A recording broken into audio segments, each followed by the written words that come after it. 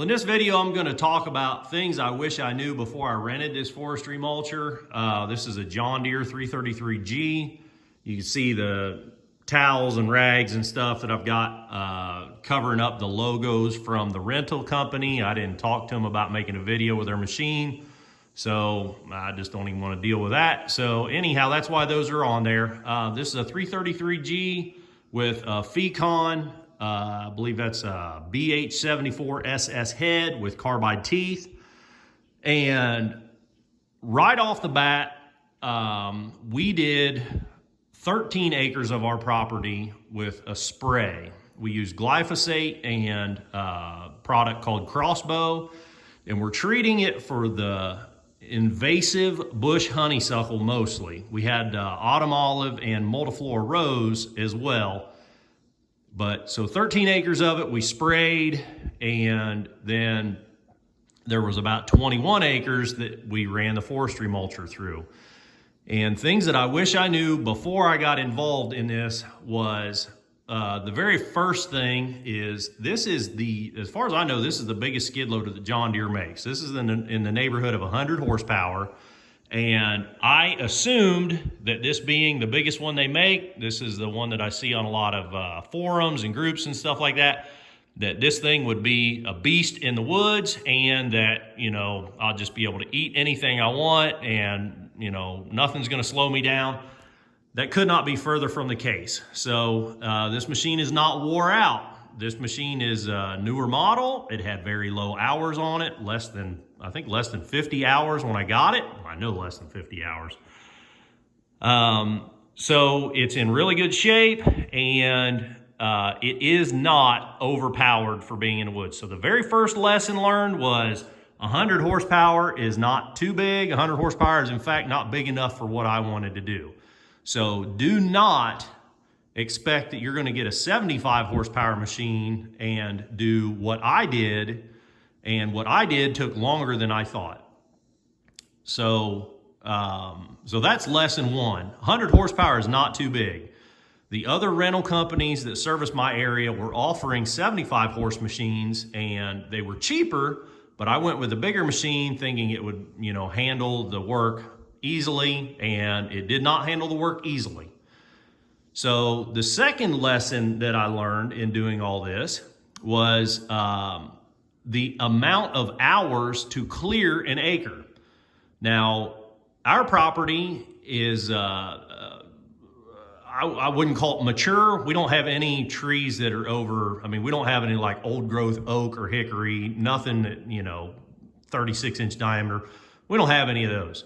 Our property is probably pretty typical of the Midwest, and it was, you could tell there's old fence through the woods.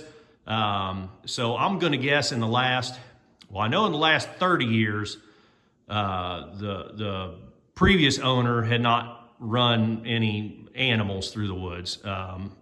So prior to them, somebody had used this for pasture or for raising livestock, and it's sort of I'm gonna guess an intermediate growth forest. I can give you a look at, you know, the undergrowth was, actually the forester came out and classified this as heavily infested or extra heavily infested with bush honeysuckle. Now you can see the size of the trees. You know, we don't have any of those 100-foot tall oaks, or, well, not that the oaks get that big even, but it's sort of an intermediate growth forest. The locusts are dying off. The oak, or I don't know that they were ever here. A lot of young hickory, a lot of maple trees. So anyhow, where I'm going with that is it was very heavily infested, and also it had a tremendous amount of blowdowns that were caused by the emerald ash borer moving into our area about 20 years ago.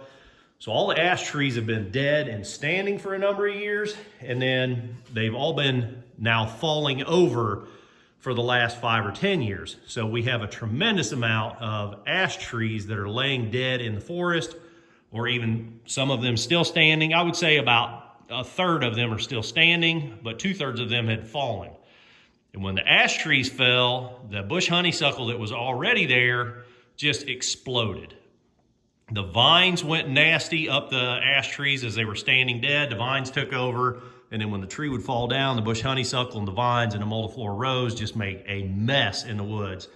And so it was extra heavily infested with nastiness. It was so thick. There was areas in our property that acres and acres that I had never seen. You couldn't get through. I mean, literally, I would go back there every now and again in the winter when the foliage was off and it was easier to sort of get through the property. And literally, I was on my hands and knees crawling through some of the area. There was acres of this property I never saw until we hit it with this machine. So I say all that to let you know that my average in the beginning, hours per acre, was about 10 hours when I started. And I started in some of the heaviest, nastiest stuff. And most of our property was that heavy, nasty stuff. So the 21 acres I did, I would estimate about 18 acres was the thickest crap you could not get through. There was about 3 acres that were close to the house here that the previous homeowner had sort of kept a little better care of. They took the blowdowns out. They didn't let the multiflora rose take off. So there was probably about 3 acres around the house that were not that bad. And when I got into those areas, and every night I would keep track of my time, my progress. And when I got into those areas, my average went to about 4 hours per acre. So it increased my average. Then by the end of the whole experience, I was back into the real thick, nasty stuff again, but my experience had increased. So my time had gotten better. So my overall average for the 18 acres of the miserable, nasty mess that, you couldn't crawl through some of it, plus those 3 acres that was not bad at all, my overall average for the 21 acres was 6.25 hours per acre. So that'll give you an idea of how many hours to expect. If your property is like mine is rolling. We have a couple of hills that I had trouble on that the machine actually got down into the bottom sort of quarter of one hill, and I couldn't back up. So I'm not on super steep stuff, but we do have some hills here, and I did have a little trouble, but if you're on flat, it'll be that much easier. So that leads me to my third point. So my second point was average about 6.25 hours per acre. My third point is the contour of the ground matters greatly. If your ground is flat, it's going to be a whole lot easier for you to maneuver this machine in the woods. So not only are you maneuvering around the trees that you're trying to clear out from, because I didn't clear cut the forest. If I was going to do that, I'd have just rented a dozer or had a contractor come in. I was clearing out all the underbrush. So to clear around the trees is difficult enough, but the contour of the ground matters greatly because that machine is very rigid. And I don't know how to better explain it, but it's rigid when you're driving it. It does not follow the contours. The wheels don't articulate. There's no suspension at all. So the contour of the ground matters greatly. When you get to a small drainage, and I'm talking even like a 2-foot deep ditch, sloping where you could cross it with a machine, you had to hit it straight on in order to clear it. So you couldn't clear it on angles. Everything's too rigid. So that's my point there. The contour of the ground will affect how fast you can clean through it. Another point that I want to make is the fuel consumption. Now I'm going to assume, and I know you should never assume, but I'm going to assume that this machine running this head is probably going to be about the same as another brand, say a Kubota 97 model, SVL 97.2 or something like that, I think is the newer model. That's in the same class with this machine.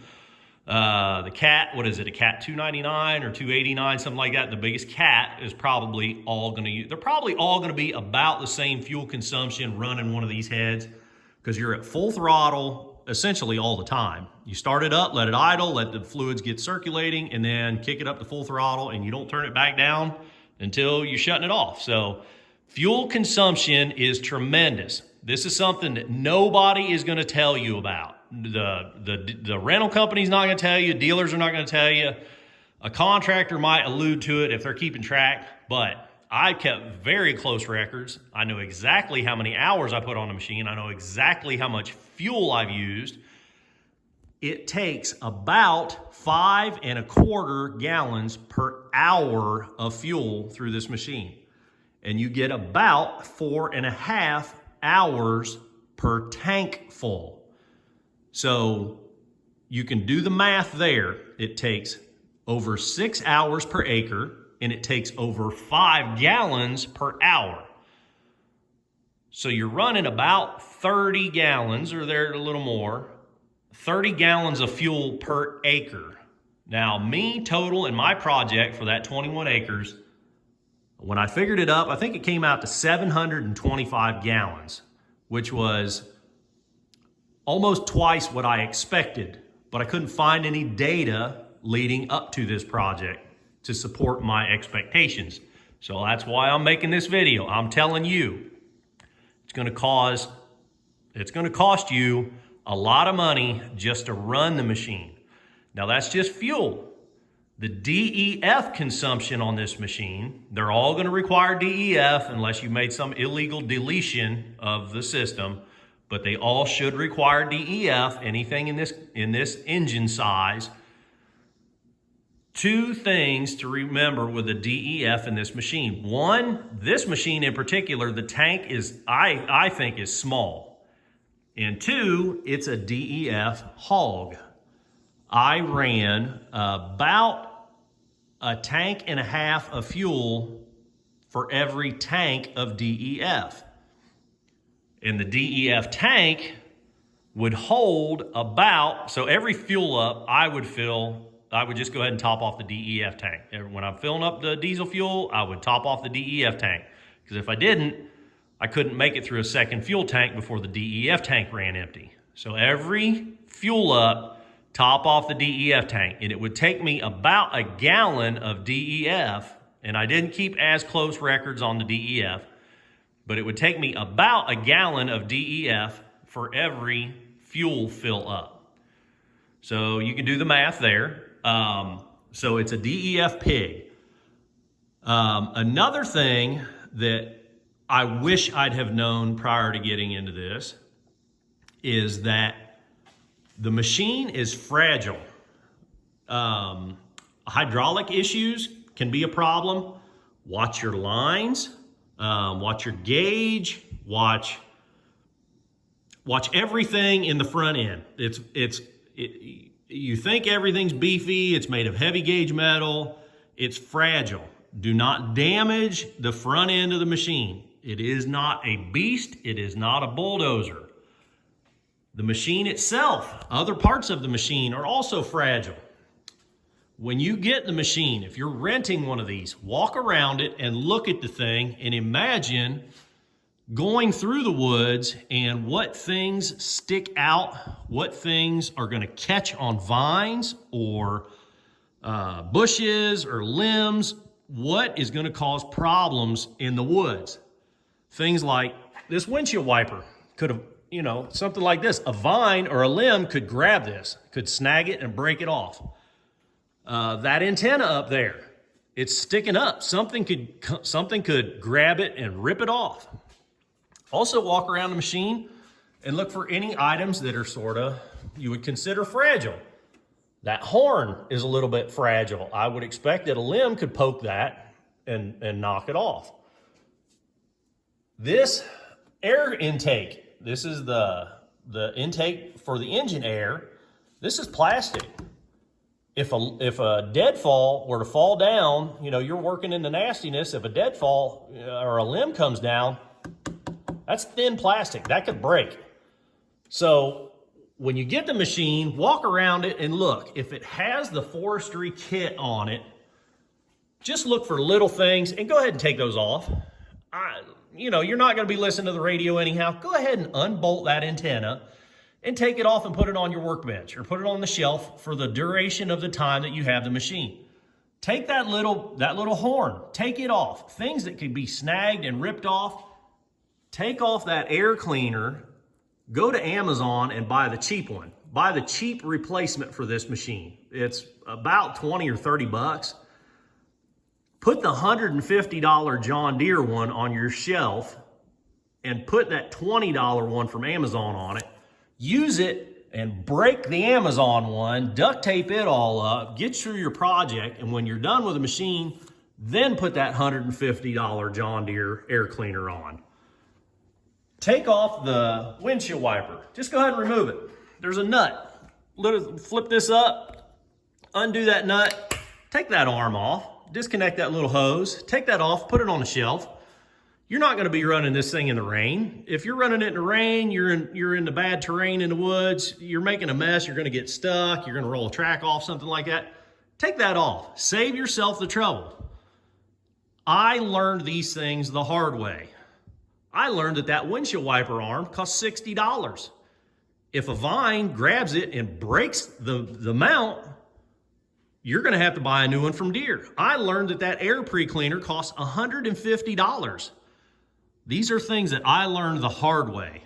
I learned that hydraulic line blows late in the evening and the technician is unavailable to come out here. You're going to pay out of pocket for the local hydraulic shop to replace that line. Well, about 9 feet long. I learned that bottom line costs $330. So be aware of that. I put this on after the fact because after I realized this is rubbing. This hose is rubbing on this hard plastic. This is a piece of 4-inch field tile that I put on here. Made all the difference in the world. It cut down on the abrasion of that, so these lines quit rubbing so they wouldn't blow anymore. I learned these fittings. These fittings cost $100 per fitting. You don't want to learn these things the hard way. I learned them the hard way. So let's go ahead and get in the machine. Another thing that I didn't learn the hard way, but I thought about it ahead of time, and I want to talk to you to make sure that you know about it ahead of time, is how many buttons and features are in one of these machines. So look at all these lights up here. You think cars are all, computerized and everything. These things are the same way. You got all these menu buttons. You can get into different selections there. Of course, these are your gauges. There's a radio here. Just forget about that. You need to focus on the machine. Don't be worrying about a radio. This is the backup camera. I don't have no idea what all these buttons do. But this backup camera, that's another thing. You will have to have a backup camera. So if you're looking to rent one from a place that doesn't offer a backup camera, forget about it. Or plan on buying your own backup camera off of Amazon, mount it on the machine, and take it off before you send it back. But look at all these buttons. You got 4 buttons here. There's a trigger here. This joystick, what's it do? You got a roller here, up and down, a couple of buttons. There's a trigger. What's this all do? Look at all these buttons over here. Knob, buttons, knobs, buttons. Get on YouTube and look up videos. There's a great video for this John Deere 333G that I watched and familiarized me with all these buttons. And I watched it multiple times. Then when the machine showed up, I sat in it without it running and I familiarized myself with all these buttons. Save yourself a bunch of money. Learn this on YouTube before the machine shows up so that you're not wasting time. When this machine's running, the rent on it is $75 an hour. The fuel consumption is in the neighborhood of $20 an hour. It costs you $95 an hour just to run the machine if everything's going smooth. Then if you start breaking, $330 fuel lines, $60 windshield wipers, $150 air pre-cleaners, the total adds up quick. So you want to learn as much as you can before the thing shows up. Familiarize yourself with all the buttons. Another point that I want to make is this. This is a necessity. This is a heavy-duty forestry door. I have seen other videos online. I talked to other people about the door that they use on their machine. I have seen guys put a piece of plexiglass on an open station cab and use that to mulch with. I had 2 experiences where I would have been severely injured had I not had this forestry door. I firmly believe that. This forestry door, it might not have saved my life in these last 130 hours, but it saved me from severe bodily injury. In one instance, I was working around one of those big dead ash trees, and I bumped the tree next to it. And when I bumped the tree next to it, the tree that I bumped this big dead ash, which broke way up tall. I mean, these are 60 feet tall trees, and 60 feet tall, they're still 12, 16-inch diameter trunk. And it came down at a weird angle, and it would have hit me right in the guts. It glanced off that door, and the door, it didn't even mark the door. That would have, I don't know that it would have killed me, but it would have hurt me really bad. In another instance, a piece of metal came out of a tree. I don't know if this tree had been used for an old fence. That'd be my assumption. Maybe it was an old fence staple, but it came out like a bullet, and it hit that door so hard, it made my ears ring inside the cab. It hit that door that hard that it made such a loud noise, my ears were ringing. I firmly believe that that fence staple or whatever that piece of metal was, that would have embedded itself in my leg. I would have been really bad that day. That door is worth every penny. So do not run one of these. Don't listen to other people that tell you you don't need the door. You need the forestry door, not the tempered glass door. You'll shatter one of those in a heartbeat. That piece of metal would have went right through a tempered glass door. The other thing is the forestry kit is a necessity. You're going to go through some nasty shit back in the woods. If it wasn't nasty, you wouldn't need the machine. If your machine was wide open, or if the woods was wide open and beautiful, you wouldn't be in it with this thing. You're renting one of these because your woods is nasty. And because it's nasty, there's all kind of crap going to be reaching out. It's going to be grabbing stuff. It's going to be grabbing hoses. Anything that a twig could snag on or a vine could snag on, get the forestry kit. This one has the reinforced ceiling. You need that. That saved me more than once. Because again, dealing with those big dead ash, that one that came down and hit the window, parts of it hit that roof. More than once, something hit that roof, and I thought to myself, man, if I didn't have that, I would have just been hurt. You gotta get the forestry kit. So if you're looking to rent one of these machines and you can't find one with a forestry door or a forestry kit, the seal kit, or they're trying to rent you a 75 horse machine, then forget about it. Then renting one is not right for you. Either buy one, you're looking at big bucks, but I don't know what kind of money you got. Maybe you got $125,000 to stick into something like this. I didn't, so renting it was right for me. Or talk to a contractor. Let the contractor absorb all those broken windshield wiper costs or those, hydraulic lines. Any broken pieces on his machine are his problem. Get a quote from a reputable contractor and let a contractor worry about it. So again, I'm into this whole project for, let me do the total math now because unfortunately I've not done that in my head. 12,000. I'm into this project. 14, 15. I'm into this project for 21 acres for about $15,000. A contractor, I talked to multiple contractors in my area. I probably had 5 or 6 of them come out. 2 of them said they would do it for $1,000 an acre. And the one I signed a contract with, and he jerked me around for 2 years. And I just finally got sick of dealing with a guy. It was every few months. Oh yeah, I'm on my way. I got 2 places in front of you. And then 6 months later, I talked to him. Yeah, I got 2 places in front of you. I got 2 places in front of you. Oh, my machine burned up. And then a year later, my machine, the engine blew up. I just got so sick of it that I just released the guy from the contract. I'm tired of fooling with him. I'll just do it myself. The other contractor that was going to do it for $1,000, he got kind of belligerent with me when I wanted him to sign a contract. I'm not gonna just give the guy $21,000 and say, you know, good luck, thanks for help. But, you know, when you're dealing with that kind of money, you got to deal with, you know, a contract. The other guys, so those guys were idiots. So forgetting them, the other guys that I talked to, they didn't want to quote me on acreage. They wanted to quote me by the hour. Well, I don't want to deal with by the hour, because if the guy's an idiot and he's back here in the woods taking 15 or 20 hours per acre, I don't know. You know, I don't know how many hours he's going to take to do the job.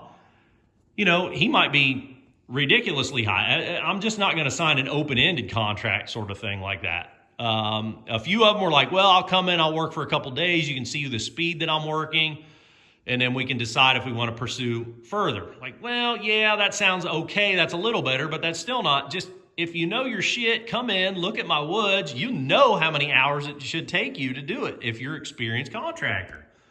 So if you can't quote me by the hour, or if you can't quote me by the acre, then you don't have the experience under your belt to know what you can do, how many hours it's going to do. So those guys I don't want to deal with. So what that left me with was the guys that would quote me by the acre. And there was only like 3 of them that would quote me by the acre. And they wanted, the one was $2,000 an acre. One came back at like $1,600 an acre. And the other one was like 18, something like that. So for that kind of money, $2,000 an acre, and they wanted to do the entire place, the 13 acres of light, as well as the 21 acres of heavy. I didn't ask them to break it down, and I probably should have done that, but $2,000 an acre, I was able to spray with my family. We use backpack sprayers and ATV sprayers with, you know, just us, and a little bit of manpower. We were able to spray 13 acres for like $300 an acre. So I'm not going to pay a contractor to run that machine back there. But if you can imagine, my bill, what did I say? I'm into this for about 15, almost 16 probably, time is all said and done. I'm into this for about $16,000, and I got that 21 acres done. I think I spent, I don't know. Like I said, it was a couple more thousand to get the 13 acres done. So I'm probably into this for $20,000, and I got all 34 acres done by spraying, as well as the forestry mulching. But this was cheaper for me to rent, use my time. I put about 130 hours on the meter. So like, you're gonna take off some time from work. You're gonna have to plan according to the weather. So we're working in the summertime here. I didn't want to take any chances on spring rains delaying me. I didn't want to take any chances on fall rains delaying me. Also, you know, depending on the scope of your project, if you're going to be spraying, you can't really spray in the fall because it's not as effective. You can, but you can't. Anyhow, that's a whole other thing. It's cheaper to rent a machine, but if you can't rent a machine, you know, is about half the price to rent the machine, or a little less than half for renting the machine, doing it myself, than it would have been to pay a contractor. But the other thing is, physically, are you going to be able to do this? Now, I am fairly able-bodied. I've got a bad back. Bumps and wiggles and jiggles in this machine are a real thing. It's got an air ride seat, which doesn't help much. Again, this machine is very rigid. If you're not 100% able-bodied, you honestly may not want to pursue this to do yourself. You may just find it easier to hire a contractor. The other thing is, I am a very nervous person. I'm a very cautious person. You know, I'm big on insurance. I'm just a nervous person. This machine being here and me using it and having issues with it caused me emotional distress. And I don't say that lightly, and I'm not like PTSD or anything, but I got upset belly a couple of nights when I would get into a bad area. I would think, man, I'm not going to be able to get this done. You know, I had early on when I was in that thick stuff, I almost threw my hands up a couple times. It really did bother me. I lost sleep. I'm still having weird dreams about running this machine. My wife has told me that she has dreams that she can hear that backup beeper running in the middle of the night. She wakes up and no, I'm laying right next to her still. So it is a very, very stressful thing to have somebody else's very expensive machine at your house that you're responsible for, and to be running someone else's very expensive machine. And if you break it, you need to pay for it. And once it leaves here, it's still theirs. You know, that $150 air pre-cleaner, that $60 windshield wiper. When it's gone, that is money gone. It's not like an investment I made into my own machine. That money, I'm just out. That $330 hydraulic line, I'm just out that money. So it's stressful to think that everything that comes up wrong is going to be money out of your pocket that you will have nothing to show for later on. So I don't think that's anything that anybody I've ever heard talk about, but it is absolutely a very big factor. Think about that. If you break this thing, you buy it. That leads me to the last point that I want to make. The second to last point I want to make. Insurance. You will have to carry insurance. Either the company renting it to you will offer you insurance, or you will have to cover it in insurance through possibly your homeowner's policy. You might be able to add this as a certificate or a rider on your homeowner's policy, or you may be able to contact someone that specifically insures forestry equipment. I almost had to do that, but my homeowner's policy was able to cover this. Now, I haven't received a bill from my homeowners, but my insurance agent had heard of these machines before. He had never seen one in person, and he had never insured one. And this guy's been doing this for a long time. He's almost about ready to retire, and he has his own company. So your homeowner's insurance agent may not be familiar with this. You may have to look into a company that will insure forestry equipment and tell them exactly what you're doing. Because if something happens, you don't want them to deny the claim. The things that I'm worried about with this, again, that contractor I dealt with that put me off for 2 years, his machine burned up.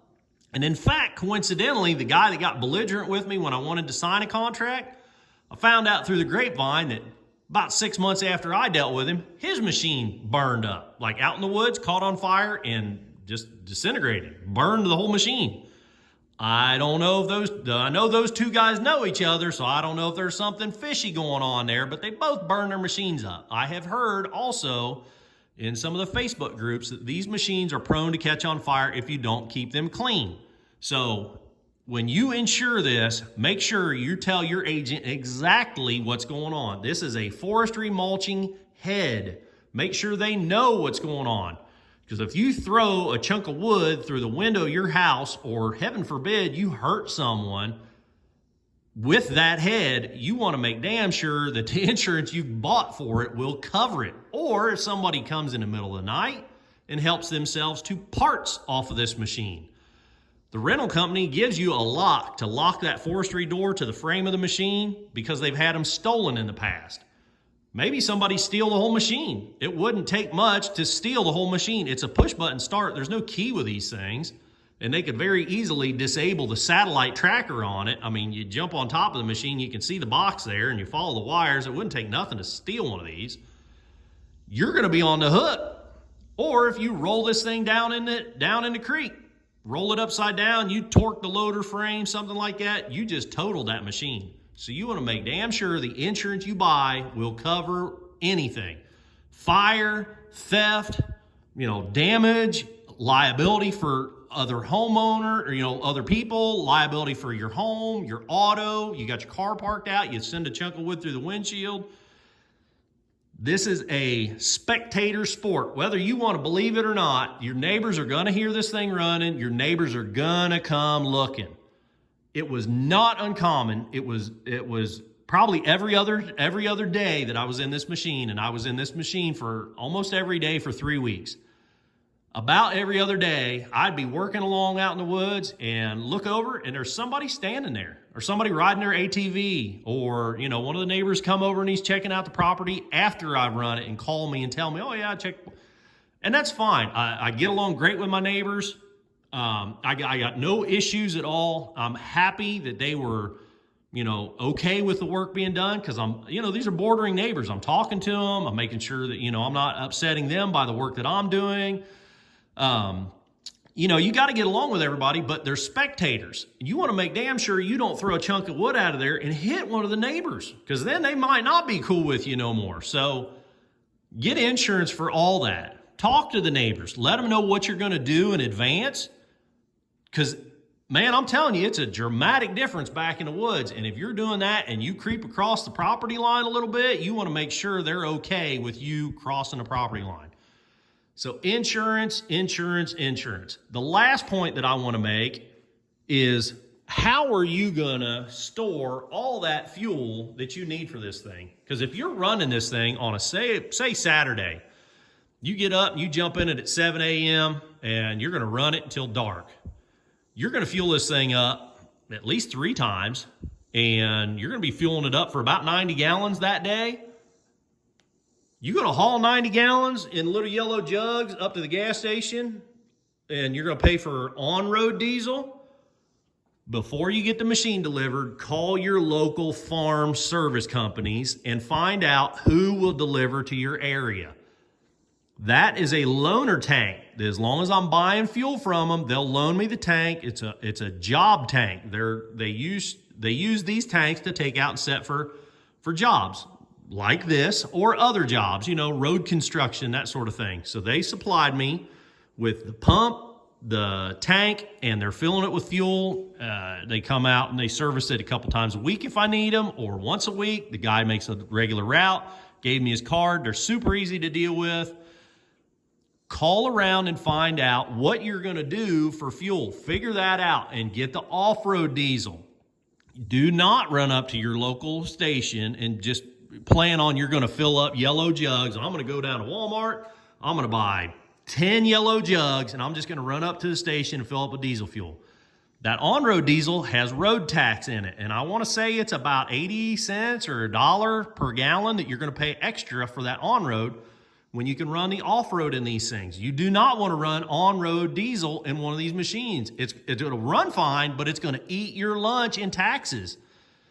You're going to be paying another, depending on the size of your project, every day. If you're running 90 gallons through, you're going to be paying an extra $90 a day just for on-road tax that you're not using. So think about your fuel consumption, your fuel storage, and everything that goes along with that. Call around your farm service agencies. There was 2 of them in my area that I talked to. They both offered the same service with the same loaner tanks, no charge for rent on the tank as long as I was buying the fuel from them. I just went with the guys that were cheaper in my area, and they were cheaper significantly. It was about 15 cents a gallon. So I couldn't be happier with how all that worked out, but think about that. So guys, if you've got any questions, I know I'm long-winded. There's a lot to talk about with this. If you've got any questions, let me know down in the comments. I'll try to answer as best I can. I've made some footage out in the woods, prior to me working, but when I was working, I was so focused on and so worried about not being able to complete my job in the allotted hours, because you're only allowed 160 hours on the machine. And after that, I was going to have to pay for every hour more than that. That was the contract that I signed. So, talk to your rental company, find out what their expectation is for your usage. You let them know what you need and find out what package they can put together for you. I hope I helped you with this, because this information was not anywhere for me to find. If you like this video, click the thumbs up button. Any questions, put them in the comments. I'll try to help if I can. Until the next time, keep on tinkering.